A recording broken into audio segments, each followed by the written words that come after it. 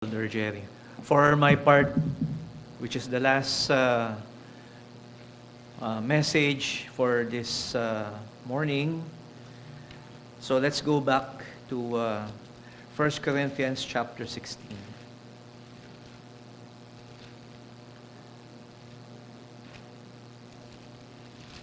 So binasa po natin kanina yung mga verses before verse 13 and 14 hanggang verse 14. So basahin po natin from verse 13, 14 until the end of the chapter hanggang verse 24. Sige po, just follow as I read 1 Corinthians 16 verse 13 to 24. Watch ye, stand fast in the faith. Quit you like men, be strong, let all your things be done with charity. I beseech you, brethren, ye know the house of Stephanas, that is the first fruits of Achaia, and that they have addicted themselves to the ministry of the saints, that ye submit yourselves unto such, and to everyone that helpeth with us and laboreth. I'm glad of the coming of Stephanas and Fortunatus and Achaeus, for that which was lacking on your part, they have supplied. For they have refreshed my spirit and yours, therefore acknowledge ye them that are such. The churches of Asia salute you. Aquila and Priscilla salute you much in the Lord with the church that is in their house. All the brethren greet you. Greet ye one another with a holy kiss. The salutation of me, Paul, with mine own hand. If any man love not the Lord Jesus Christ, let him be anathema. Maranatha, the grace of our Lord Jesus Christ be with you. My love be with you all. In Christ Jesus. Amen. Father, I pray that I will depend on your strength, on your resources, in your grace alone. This I pray in Christ's name. Amen. So binanggit po ni Pablo dito sa verse 21 na hindi po siya ang sumulat ng sulat na ito. Sabi niya po rito, the salutation of me, Paul, with mine own hand. So, ibig sabihin po, from verse 21 hanggang 24, yun lang ang sinulat niya po, with his own hand. So, para hindi po siguro ma-fake na nasabi na hindi si Pablo ang sumulat niyan, so he used his own penmanship. Dahil si Pablo po ay merong kahinaan sa kanya pong mga mata, which prevents him to write, at meron po siyang mga na tumulong sa kanya to write this epistle, at marami po sa kanya po mga sulat, Galatians, for example. He used a secretary to dictate his letter. And so dito po nakikita po natin yung apat na command. The 4 or 5 imperatives. Take note, hindi po ito suggestion, hindi po ito advice. These are the final commands of the Apostle Paul to the Corinthian church.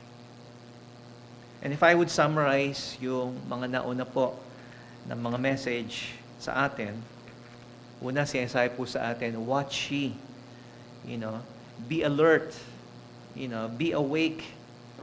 So, hindi ho dapat tayo natutulog spiritually dahil meron pong mga danger. Ang ating pong kaaway, as Elder Willie says, it's like, a roaring lion. So, hindi ka talaga makakatulog if you face that kind of adversary. But we must focus, keep our eyes on Jesus. Pangalawa po, by Elder Perry, be steadfast or stand fast in the faith. So mahalaga po na tayo po ay magpatuloy, maging matatag po tayo sa katotohanan na binigay po sa atin ng Panginoon. Sa katotohanan, sa mga aral ng Kanyang salita. Sa katotohanan po ng Ebanghelyo ng ating Panginoong Yesus. So hindi ho nagbabago, di ba? Yung mensahe, yung katotohanan na binigay sa atin. But kadalasan tayo po ang lumilihis, tayo po ang lumilipat. So sinasabi po sa atin ni Pablo rito, pinag-uutos niya po, manatili po tayong consistent. At yung panghuli kanina po, narinig po natin, quit you like men. Ibig sabihin po niyan, hindi lamang yung katapangan, kung hindi dapat tayo po ay maging mature, na hindi na tayo mga bata o mga sanggol. Ang buhay po ng Kristiyano ay hindi para sa mga mahihina ang loob. Dapat harapin po natin that standing up for Christ ay meron pong halaga. At ang katapangan po ay hindi ka natatakot, it's not the absence of fear, but it is faith, in the presence of fear. And now our focus ngayon po is be strong. Be strong. 32 times in the King James Bible, mababasa po natin ito pong exhortation na ito. Magpakalakas ka. Be strong. At makikita rin po natin yung panlima. Be loving or charity. Let all your things be done with charity. Ano man ang ginagawa po natin, in our vigilance, in our steadfastness, or being brave, or being strong, mahalaga po na ito po'y gawin natin na meron pong pag-ibig. Ang pananampalataya po natin kay Kristo, ito po yung ating foundation. But love is our motivation. So you need to have all these four. Okay? Hindi po maaari na you're vigilant, but you're not steadfast. Hindi pwedeng ikaw ay matapang pero wala kang kalakasan. Okay? So kailangan po itong apat na ito plus the motivation of love is necessary upang tayo po ay tumutupad sa kalooban ng Diyos. So dalawang bagay lang po ang ifo-focus po natin sa part na ito. Number one, ano ba yung strength na sinasabi ni Paul? Okay? What strength was he talking about? At pangalawa, paano tayo magkakaroon ng kalakasan? How can we get that strength? And also, if I may add, okay, para maging real. So, binanggit niya po rito yung ilang mga tao po, si Apollo, si Timotheus, si Stephanas, at pinapakita niya ito. You can do it. These guys, okay, nagagawa nila inong bagay ito. Hindi po ito theoretical. Okay? Sa tulong ng Panginoon, itong mga kapatirang ito, they are able to fulfill these commands. Ano po itong kalakasan na ito? What is that strength? It is not material might. It is not wealth, nor influence. Okay? Pag sinabi mong influence, malakas yan kay kay mayor, malakas yan kay sa kalamyan, okay? Malakas. Okay? O ngayon, iniisip natin, gaano kalakas yung bagyo na darating? Gaano kalakas yung earthquake na nangyari? 6.9? Okay? Signal number 5? It's not just physical force. It's not material might. It's not numbers. Okay? Malakas tayo kasi madami tayo. There is strength in numbers. Because ang strength na binabanggit po rito ni Pablo na kailangan po natin is the strength that only God can give. It is spiritual strength. Nabanggit po ng mga kasama ko po, na ang Corinthian church, marami silang mga kalakasan at problema. They were rich, they were gifted spiritually, they were talented, they had certain abilities, but spiritually, they were weak. They were divided. They were carnal. Para silang mga sanggol, sabi ni Pablo. They were immature. They were proud. At sila po ay, sabihin po natin, merong pagkakabahabahagi. Okay? Sinasabi nung isa, gusto ko na mag-preach si Apollos. Kasi napakahusay niya, napaka-eloquent niya. At alam niya yung Old Testament. Okay? Yung isa naman gusto niya, si Peter. Dahil si Peter is the original apostle of Jesus. So pinagko-compare nila yung mga leaders nila, yung nagtuturo sa kanila, at sila ay nagkakaroon ng pagkabahabahagi. Pero pagtingin nila kay Paul, si Apostle Pablo, you see, Paul was not impressive in speech. Binanggit niya nga po sa sulat na ito, na siya'y humaharap sa kanila na merong kahinaan. You see, ang stature po ni Paul, according to tradition, maliit lang po siya. Okay? Dati ang pangalan niya, Saul, yung matangkad na hari, na unang hari ng Israel. Pero siya po ay nakakilala sa Panginoon. Binago niya yung pangalan, ginawa niyang Paul, which means little or small. So his appearance was not impressive. Okay? Siya po ay wala ng buhok. Okay? Excuse me po, doon sa mga... Okay. At yun nga po, may problema siya sa kanyang mata. Mahina yung kanyang mata. At kung tignan mo yung kanyang appearance, you will not be physically attracted to him. So in other words, para sa mga Corinthians, para sa mga Griegong ito na madaling ma-impress sa mga bagay na panlabas, sa mga kalakasan, ang tingin nila kay Pablo, mahina. Okay. Pero alam ni Pablo na ang kanyang kalakasan ay hindi nanggagaling sa laman. Sabi niya, I'm not ashamed. Hindi ako nahihiya. I am not ashamed of the gospel of Christ, for it is the power of God unto salvation to those who believe. And so, nabanggit po ng nauna sa akin, at babanggitin ko po, yung mamaya, yung positive. Okay? Kasi si Pablo po, sinasabi niya that he is weak and he is foolish. But in 1 Corinthians chapter 2, verse 1 to 5, that God has chosen the foolish things of the world. Pinili ng Panginoon yung mga bagay na mahihina, the weak things. At anong dahilan? Rather, it is in verses 27 to 31, that no flesh should glory in His presence. So, pinili ng Panginoon yung mga mahihina to confound those that are strong, the foolish things, to confound the wise, so that walang magmamalaki sa kanyang harapan.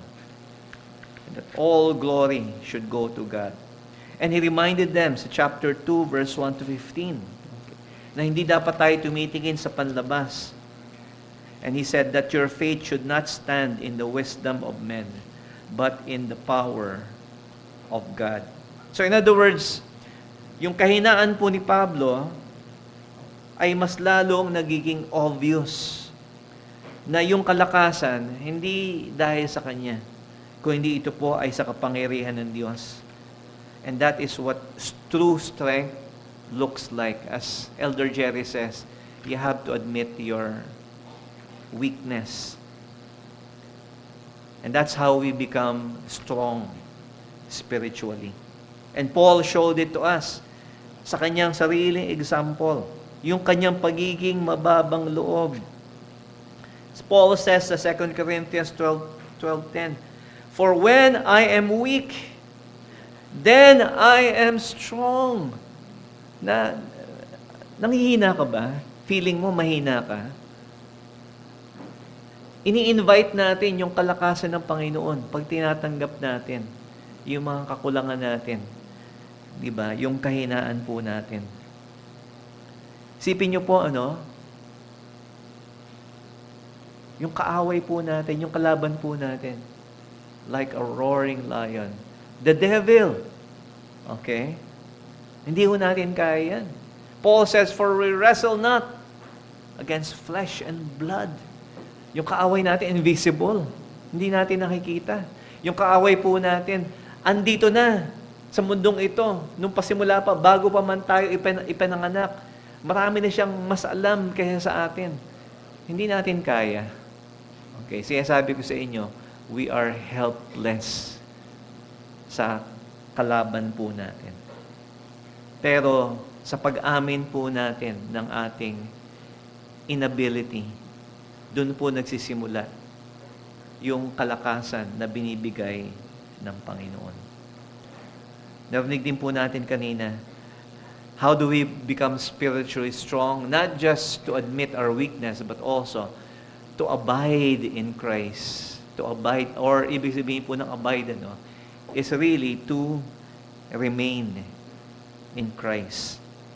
Dapat tayo po, being in Christ, ang ibig sabihin po nito, meron po tayong connection, di ba, sa Panginoon. Because it is through Christ, the power of God flows through us. Okay? We have to be connected to Christ. Di ba? Alam niyo po, napaka-foolish na meron kang extension cord, di ba? Para yung kuryente mo. Napakahina naman ng ulo mo. Kung yung extension cord, isasaksak mo rin dun sa kabila, di ba? There's no such thing as perpetual, source of energy. Okay? At tayo po, ang kapangyarihan po natin is by staying connected with Christ. We've heard the verse, I can do all things. I can do all things. I can do a dunk shot. Hindi. Hindi po yun ang pinapahiwatig ni Apostle Paul. Sabi niya, I can do all things through Christ, which strengtheneth me. You see, ang kalakasan na binibigay po sa atin ng Panginoon ay doon sa mga bagay na ayon sa kalooban ng Diyos, yung kagustuhan ng Panginoon. Di ba? O kaya kong mag-dunk, I can do all things. Hindi. Yung bang pinapagawa sa iyo ng Panginoon? It has something to do with the gospel. It's like yung verse din po dyan sa Philippians chapter 4. God shall supply all my needs. Therefore, kailangan ko ng Rolls Royce. Hindi po. Ipagkakaloob ng Diyos yung pangangailangan ko para magawa ko kung yung kalooban niya. Kasi bakit ba tayo pinagkakalooban ng kalakasan at resources ng Panginoon na kailangan po natin? It's not for ourselves. It is to do His will. It is for the sake of the gospel. This doesn't mean that we can do anything that we wish. It means we can do everything na pinapagawa po sa atin ng Panginoon. So meron mang pinapagawa sa atin ng Panginoon. At sabihin natin, hindi natin kaya. That's true. You cannot do it. You cannot do it apart from Jesus Christ. Jesus said in John 15:5, "For without me, you can do some things, little things, a few things." No. Jesus said, "For without me, you can do nothing." Zero. Okay? I don't care if it's physical, material, anything. Wala ho tayong ma-accomplish kung wala po ang ating Panginoon. Siya po ang pinanggagalingan. And by being connected to Him, Okay? By abiding in Him, then we have that source of spiritual strength upang magawa po natin ang Kanya pong kalooban.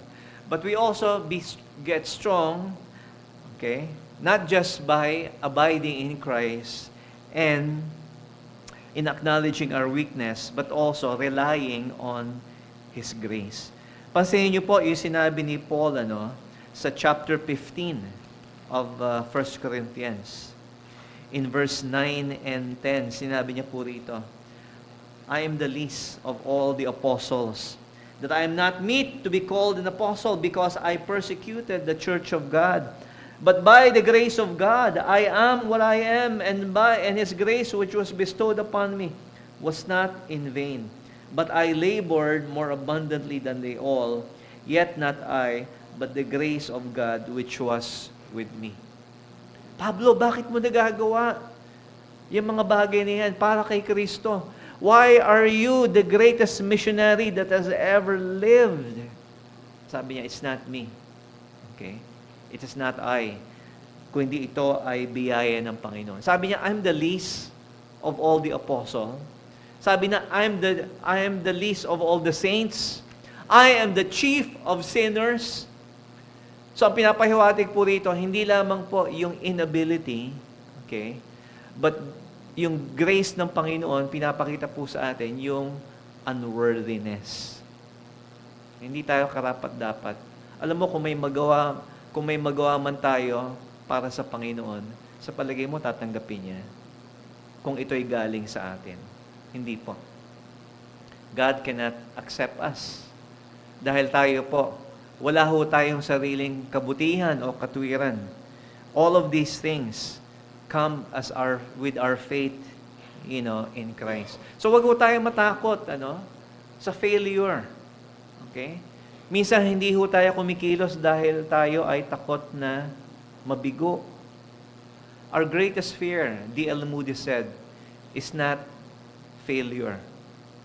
Our greatest fear is in succeeding in things that does not matter. Yung magtagumpay ka doon sa mga bagay na hindi naman yun talaga. Ang mahalaga o yung pinapagawa sa iyo ng Panginoon. Maging bilyonaryo ka, successful, yes, pero does it matter to God? I'd rather fail, if I could say that, na ginagawa natin yung pinapagawa sa atin ng Panginoon, kaysa magtagumpay tayo sa sarili nating kalakasan dun sa mga bagay na labas sa kalooban ng Panginoon Diyos. At pang-apat po, how do we have this strength? It's by depending on the Spirit of God. You see, binigay po sa atin ng Panginoon. Yes, bawat isa po sa atin. And corporately, as the body of Christ, nasa atin po ang kapangyarihan ng Diyos because He has given to us His Holy Spirit. Jesus promised to the disciples, you will receive power after that the Holy Ghost is come upon you. Paul said, be not drunk with wine, wherein is excess, but be filled with the Spirit. You see, yung wine po, symbolizes, di ba, the Holy Spirit. At para kanino ba yung wine? Di ba? Pag nag-uminom ka ng wine, anong mangyayari sa inyo? Ayan, inaantok na kayo, di ba? So, pag ikaw ay uminom ng wine, kala mo matapang ka, di ba? Yung nakainom, isip niya, kaya ko yan, di ba? Naghahamon pa yan, Yung mahiyain, di ba? Lumalakas yung loob.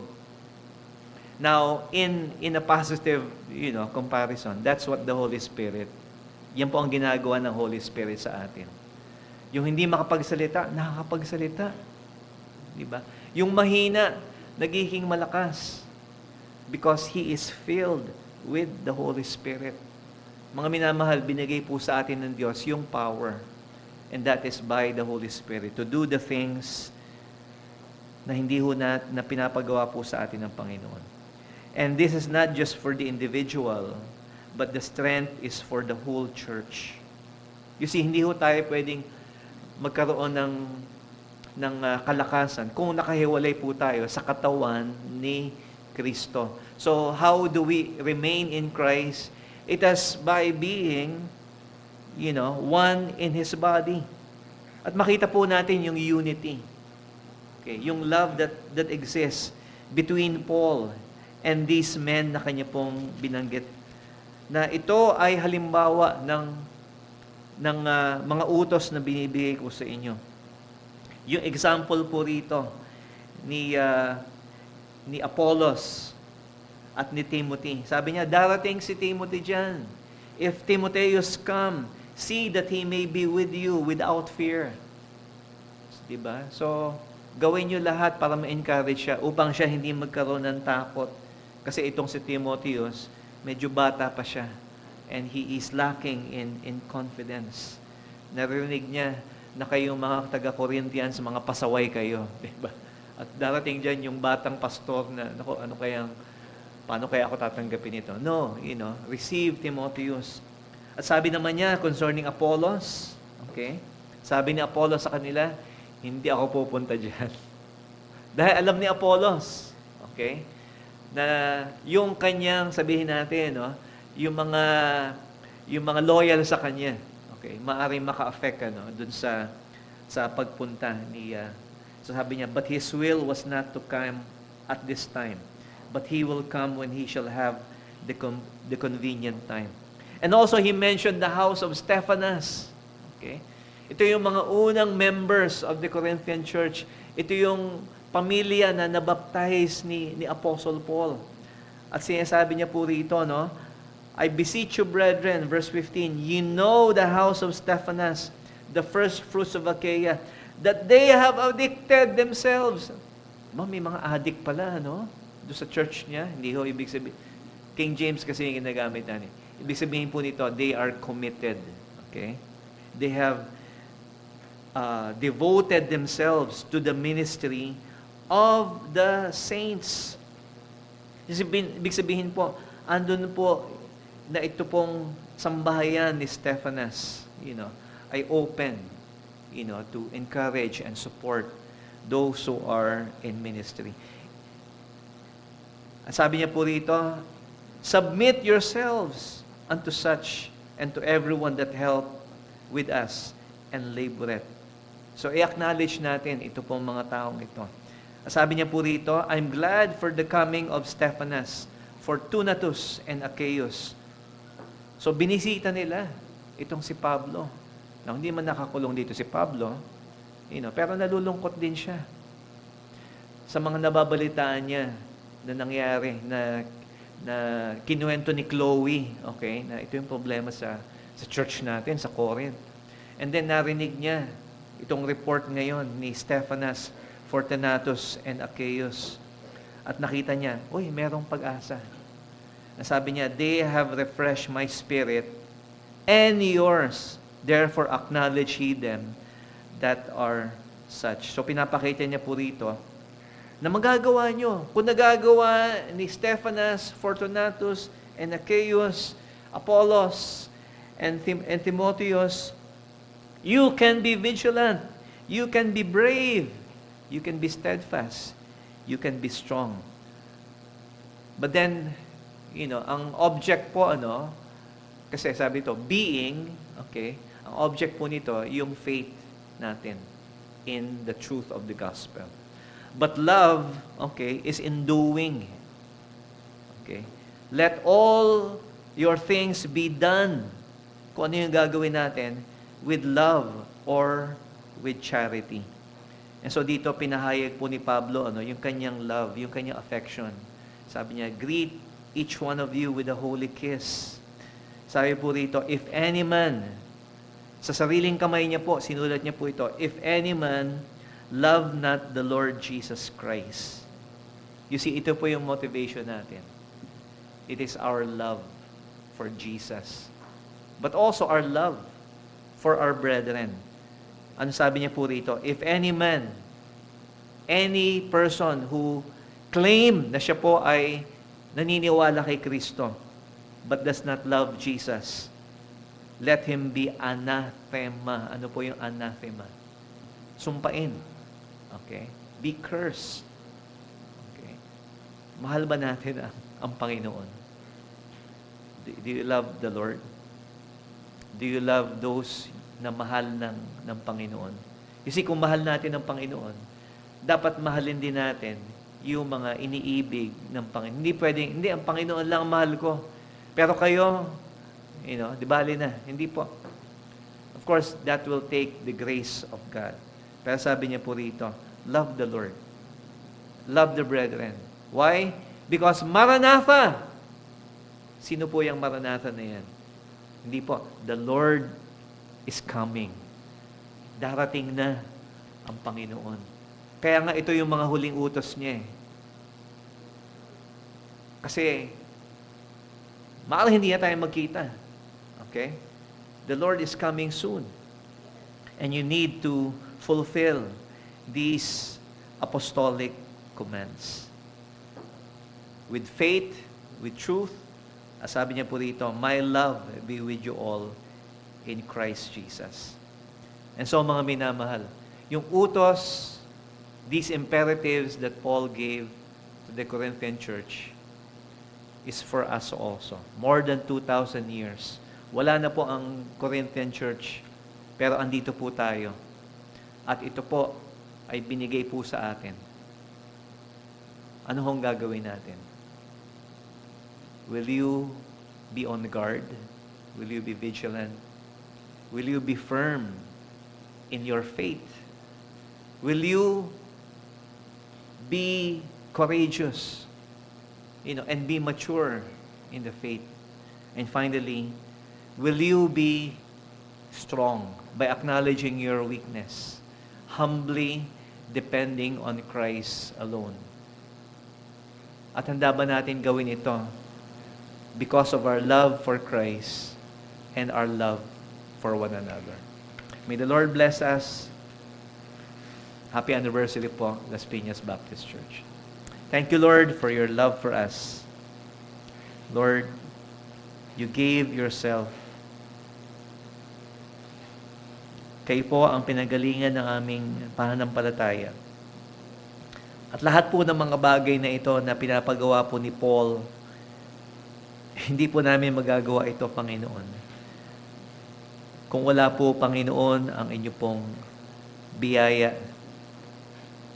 Adalayan ko, Panginoon, kung loloobin mo, kung magpapatuloy ang aming buhay at ang gawain ito hanggang sa iyong muling pagbabalik. Help us, Lord. I ask you, Father, to help us be strong, be watchful, to stand fast in our faith. Lord, pag dumadating yung takot sa buhay po namin, Panginoon, even right now, meron kami mga alalahanin. Help us not to be overwhelmed. Help us, Lord, pag naging mayabang kami sa aming sarili, Panginoon, sa aming sariling kalakasan. Ipaalala mo, Panginoon, sa amin, kung wala kayo, ay wala kami magagawa. Puspusin mo kami, Panginoon, ng inyo pong bahal na Espiritu. Help us, Lord, to love each other sincerely.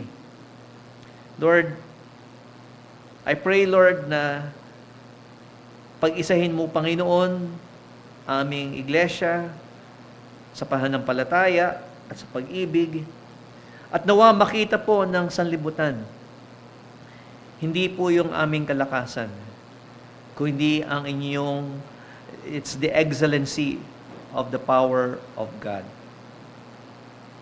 Ito po ang aming samodalangin sa iyo, dear Jesus, our Savior. Amen.